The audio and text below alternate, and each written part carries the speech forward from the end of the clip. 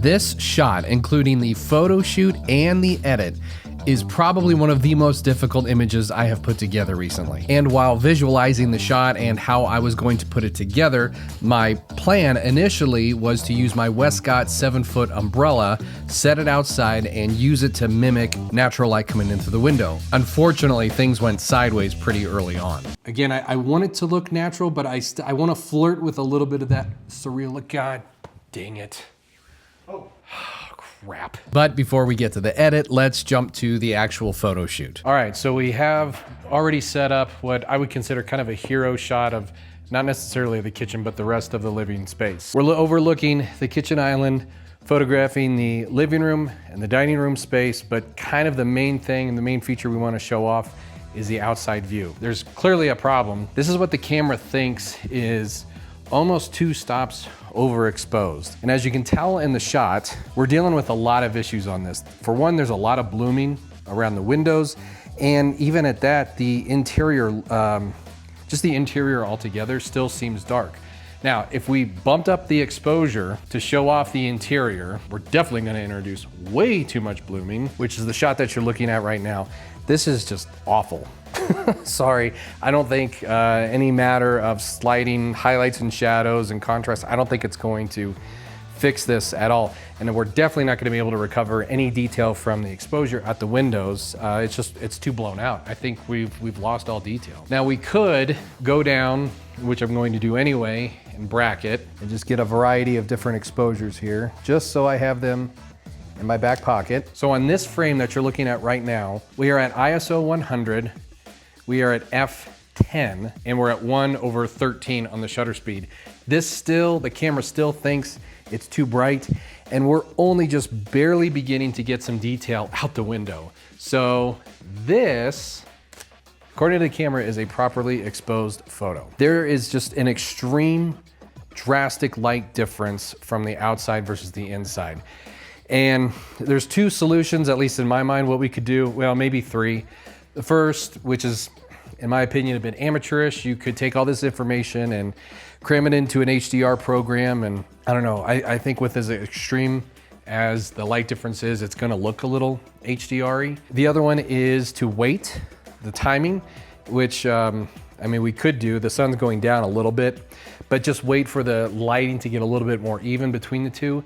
But let's pretend we don't have all the time in the world and we have to shoot it as is. So what I'm gonna try to do is find an exposure where we're kind of in between, where the outside is still a little bit overexposed, but we're not dealing with blooming. But then 2, the inside is not completely dark. What I'm gonna do is use this as a base and then add flash to light up the interior. And then the last, kind of the tailpiece is to maybe do some window pulls or do some flash for window pulls to bring back that exposure from the outside. So let's give it a shot. I really don't know how this is gonna turn out. Since we lost the umbrella as a casualty from one of the previous shots, what we're going to do here, bring this over, Shane, we'll show them, is we're going to use the white side of the reflector, and I'm gonna handhold the flash, bounce the flash into this. This is kind of taking the place of the umbrella. So we'll see how it goes. First off, what I'm gonna do though is try my best to light up the right side of the frame, kind of the right wall, and the right side of the dining room area. Rotate it in a little bit more. There you go, right there. What we're gonna do for the ceiling is kind of hold it up at an angle like this, like we're mimicking the light coming from that direction. Angle it a little bit more toward, there you go. We got all the shots where we're trying to mimic and emphasize the natural light coming in through the sliding glass doors. That being said, in my opinion, the shadows are still a little bit too dark. So what I'm gonna do is actually now still use this reflector and bounce light at the scene from the same direction that the camera is facing. It's gonna look a little weird. It's not gonna look at all the way I want the final product to look, but this is more to get kind of that accurate color information of what's in the shadows from the previous shots. Before we get too deep into the edit, I want to let you guys know about something new I'm going to be trying out here very soon. I get the occasional message and comment about doing some sort of consulting or Q&A, Zoom call, conference call type thing, and I finally decided I'm going to pull the trigger on it. The first one we're going to do is sort of a ask me anything type theme where as long as it's within reason, I will answer anything and everything you guys throw my way. If you want to know what's going on, go to my website, matthewaphoto.com. Scroll down on the homepage and you'll see a real simple way to add your email to the list where I'll send out the details for the first call that we'll do and obviously any other calls that we do after that. I'll leave a link in the description, but again, if you want to get notified of these open invitation, no charge Q&A Zoom calls, just go to matthewaphoto.com, scroll down a bit, and just add your email to the list. Let's get into the edit. In most scenarios, like I think I've mentioned before, I always bracket for every shot that I take. I start off again, super bright, super overexposed, all the way to super dark, super underexposed, just so I have a variety of different exposures in my back pocket. And as you'll see, I end up using one of these exposures as a key component in sort of adding that final look, that final polish to the image. We're gonna go through the Lightroom stuff real quick. This is the image that I ended up using as my base. I brought down the highlights a little bit to -40, added +40 on the shadows. Whites and blacks, again, just kind of played that by ear. But then from there on out, I started using the flash pops to light up the different parts. Again, as I mentioned in the photo shoot, to mimic the direction of natural light. It's not perfect, and as you'll see, we'll kind of fine tune that. Basically, the only thing I really needed to do was double check the white balance, and I used some things that are in the room that were white to kind of reference the accurate color of the light that was bouncing off the reflector. I think I used this lamp as a reference, the trim around the window as a reference, and then even this little white pot here above the fireplace. That is pretty much what most of these exposures are. There's really no secret. And these are the exposures where I shot towards the scene from the same direction that the camera is facing. Obviously, this is a really, really wonky look. There's no way I would ever deliver an image even resembling the lighting this way, but the big advantage, as I mentioned before, make sure I get accurate color tones from objects and things in the scene that were normally in shadow in a lot of the other shots. The last bit here was to bring the exposure down so I could get some more detail out the windows and fire some flashes toward the window frames so I could end up doing a window pull. Let's go to Photoshop. Now, full disclosure, I'm gonna divulge something I don't think a lot of people who relay editing on YouTube will admit. I'm not 100% satisfied with this shot. Here, we'll go to Photoshop here, and as you'll see, let's merge this together. When I edited this image, I edited this about 3 weeks ago. I'm still not 100% satisfied with how this looks. So I'm going to do an additional step here on top of what I thought was a completed image a few weeks ago.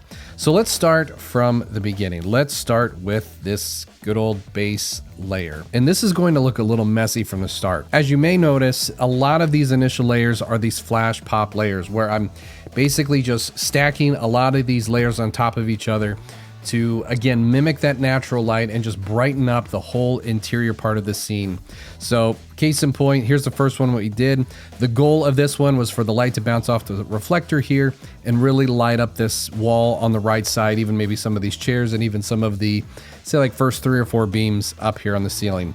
And by kind of a residual effect, some of that light was even spilling over onto the left side of the frame. So what I did was first and foremost was change the blend mode of this one to lighten, and then we will re-enable the layer mask. So this is before and after, before and after. And yeah, just with the brush, just by hand, I paint in all the areas where I want those lighter pixels to show up. So same thing there, not a huge difference. But as we start stacking these on top of each other, one after another, we start to get pretty close to what I want the final image to look like. And here in these next 2 layers are layers where I'm utilizing some of that light where we were actually shooting it towards the scene from the same direction that the camera is facing. A little unconventional, but again, the point is to just add some accurate color to objects in the scene that were parts of the objects that were normally in shadow from the other shots. Now, when we combine and merge all the flash pops into a single layer, we get an image that looks like this. And this is not even close. We're closer, but still quite a ways from any type of image that I would deliver to a client. Next up, I wanted to add some of that realism back in. Even if all the flash pops were absolutely perfect and I combined those, I still think it would look a little flashy. It would still look a little artificial. I then went back to Lightroom and took an exposure where it was kind of in that mid area that gave me enough data and room to play with, and edited that exposure as if I was forced to just turn that one into my client. I then took that exposure and then threw it here into Photoshop, put it on top of the flash layers, and then decided to change the blend mode to Luminosity. I added a layer mask on top to kind of tone some of that down in the areas I didn't necessarily want it in. And the other thing that I noticed when adding the luminosity layer was it really oversaturated the reds and some of the yellows. So then I used a hue saturation layer to sort of tone and bring those colors down a bit, combine all that into a layer. But then I noticed a big problem at the top of the image. The colors were all over the place when it came to the ceilings and the beams, and especially the top part of the wall. So again, I went back, I duplicated that regular layer where there was no flash at all, and subtly brushed that into the scene. So this is the layer I actually blended into there. So let's re-enable that layer mask and show before and after of how that looked. A lot more natural. Next up was a color layer to sort of clean up the image quite a bit more. The colors were all over the place when it came to this wall, but I referenced the accurate color tone of the walls and then created a layer. Let's disable this layer mask and just made a solid layer of the color that the walls were supposed to be. Took that down to 70% and just changed the blend mode from normal to color. And clearly now everything in the shot is about that color, and then really refine it with a layer mask. So I'm not sure if you're even going to be able to tell the difference, but this is before and after, before, after. And actually I ended up doing sort of the same thing with a lot of other elements here in the shot. I did this with the ceiling beams.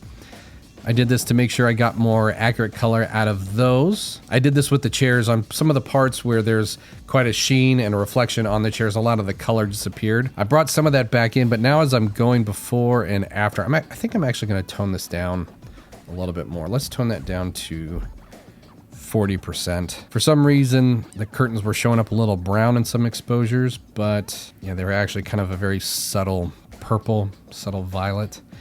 Now we got to the part where I started to introduce some more detail through the windows, or as some people call it, just a window pull. This is where I had a lot of trouble with. And if you follow me on Instagram, going through this edit, I decided to post a story where I was asking people's opinions on window pulls. And while a lot of the opinions were all over the place, I will say there was from about a little over 70% of the people who responded, which was 300 by the way, there is I will say a general consensus on window pulls. And I won't go too deep into this on this video. There was so much information there, I decided this needs its own video. So be on the lookout for that. If you're not subscribed, make sure to do so.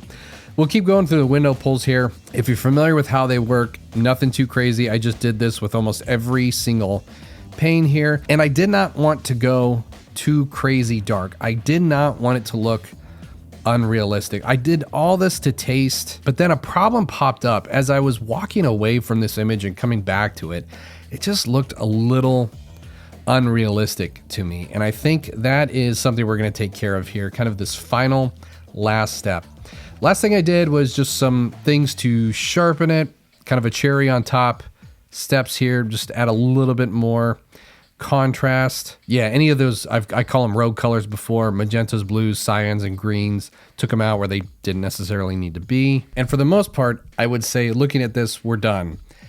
But again, as I mentioned before, there's still just something off about this shot. It almost looks too good, and I'm not saying this to brag about my editing and shooting techniques. What I mean is the view looks too good.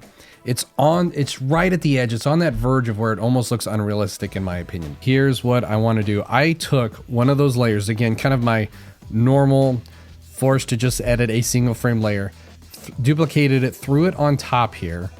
And this is before and after. So it's not a huge difference. I just want a real subtle blend of the two. I want to kind of introduce some of that realism back in here because like I mentioned before, I think it's a little bit too surreal looking. I will leave it at that. I think I'm getting to the point where I am borderline obsessed with refining this image. I realize this photo is not going to win any awards. This is not the most breathtaking or astounding image ever shot. The point of showing you this is that you can get quite a different looking image when you kind of stack these techniques one on top of the other. Quite a different look than say just taking a single frame and editing it straight out of camera. If you learned something new or got anything out of this video, make sure to drop me one of these. Feel free to follow me on Instagram at Matthew A Photo, and don't forget to be added to my email list where I'm going to let everyone know about upcoming Zoom Q&A calls related to architecture photography. If you made it all the way here to the end, I